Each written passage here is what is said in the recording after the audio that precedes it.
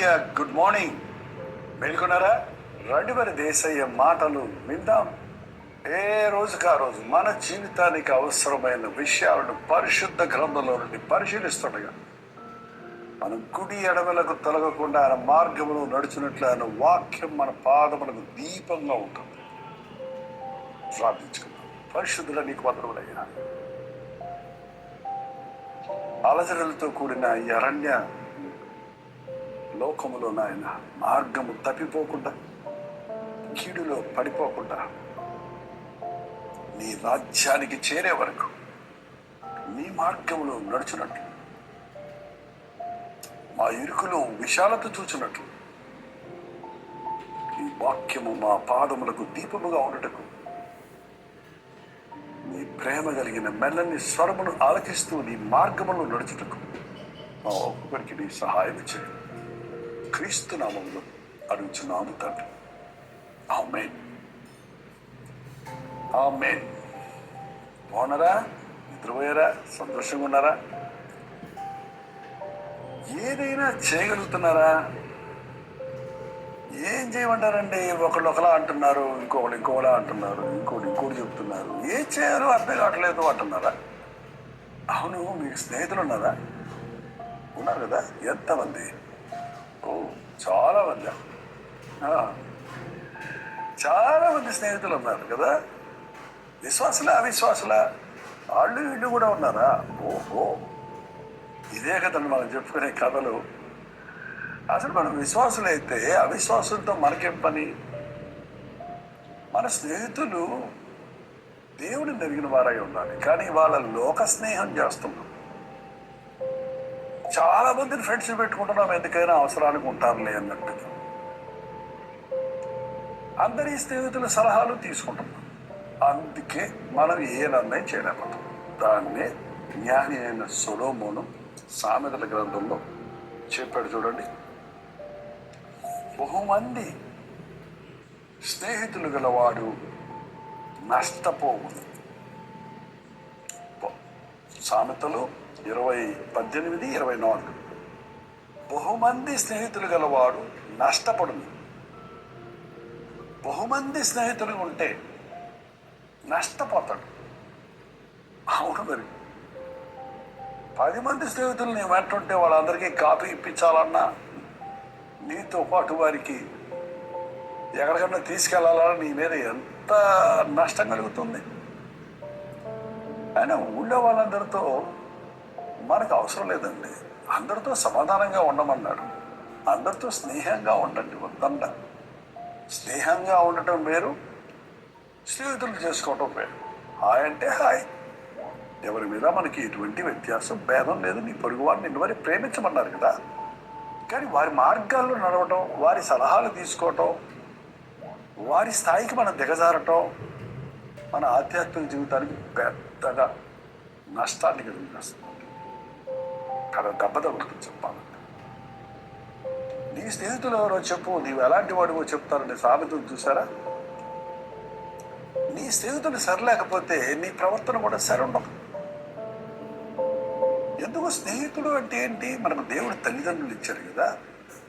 అవునులేండి, ఈ రోజుల్లో తల్లిదండ్రులు ఆ ఈగో పోలేదు. నీ నాన్నని రా, అమ్మని రా, నీ పెద్దోళ్ళని రా, నువ్వేంట్రా మాకు చెప్పేది అంటారు. కాబట్టి అసలు నిజంగా ప్రతి తండ్రి తన బిడ్డలకు స్నేహితుడిగా ఉంటే, ప్రతి తల్లి తమ బిడ్డలకు స్నేహితురాలిగా ఉంటే, ఆ బిడ్డలు వేరే స్నేహాలు ఎందుకు కొడతారండి? ధైర్యంగా అమ్మతో చెప్పుకోగలను ఈ మాట, నాన్న దగ్గర చెప్పుకోగలను నా ఆవేదన.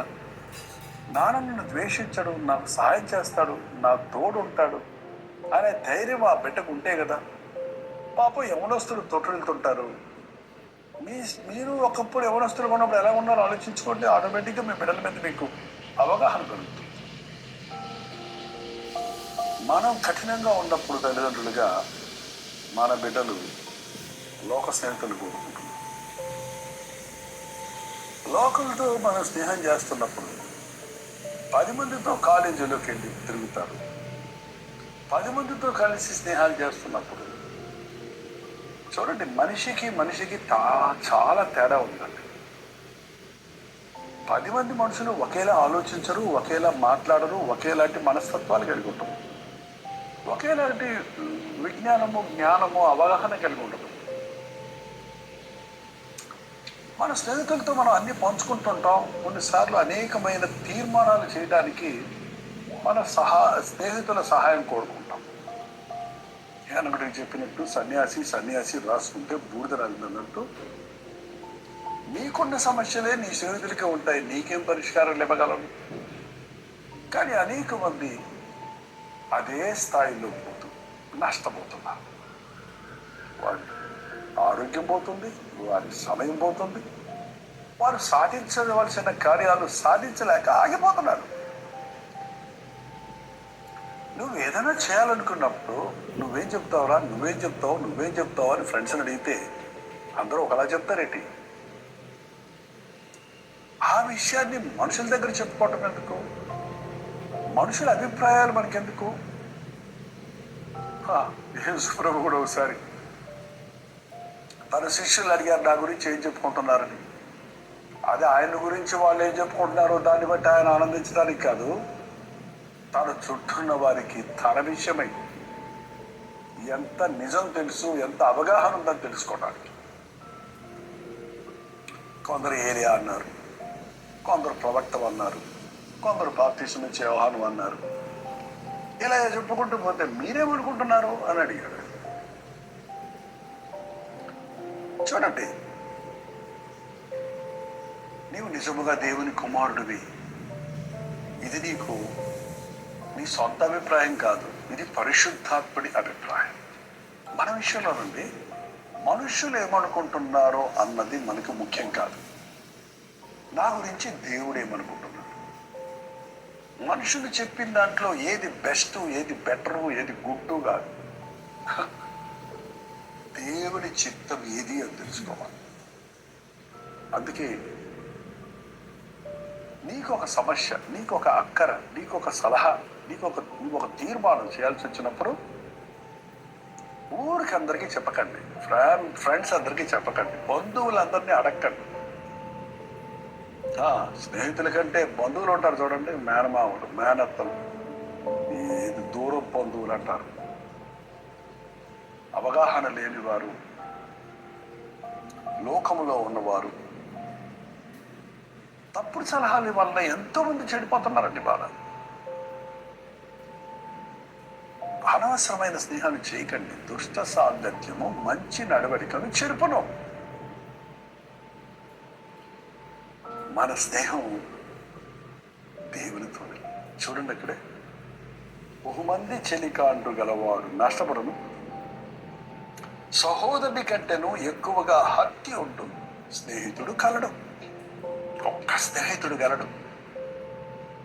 మలయాళంలో స్నేహం అంటే ప్రేమ అంటే సోదరుల కంటే, బంధువుల కంటే, లోక స్నేహితుల కంటే ఒక్కడే, ఆయనే మన ప్రభు అయిన యేసుక్రీస్తు. ఆయనే నా స్నేహితుడు, ఆయనే నా ప్రభు, ఆయనే నా రక్షకుడు, ఆయనే నా సలహాదారుడు, ఆయనే నా రాజు అని ఒక వ్యక్తి క్రీస్తుకు తన జీవితంలో స్థానం ఇచ్చినప్పుడు, క్రీస్తును తన స్నేహితుడిగా చేసుకున్నప్పుడు, అలాడు స్నేహితునితో మాట్లాడినట్లు దేవుడు మోషేతో ముఖాముఖిగా మాట్లాడాడు. అబ్రహాము దేవుని స్నేహితుడు అని పిలువబడ్డాడు. ఉదయం లేచినట్టని దేవునితో మాట్లాడుకోండి, ఆయనే మీ ఫ్రెండ్. మీకు అనుమానం ఉందా? మీకు సందేహం వచ్చిందా? మీరు సందిగ్ధతలో ఉన్నారా? ఆయన అడగండి. He will guide you. తన పరిపూర్ణమైన చిత్తాన్ని, ఏది నీకు ఉత్తమమో, ఏది నీకు మేలో, దానిని నీకు తెలియచేస్తాడు.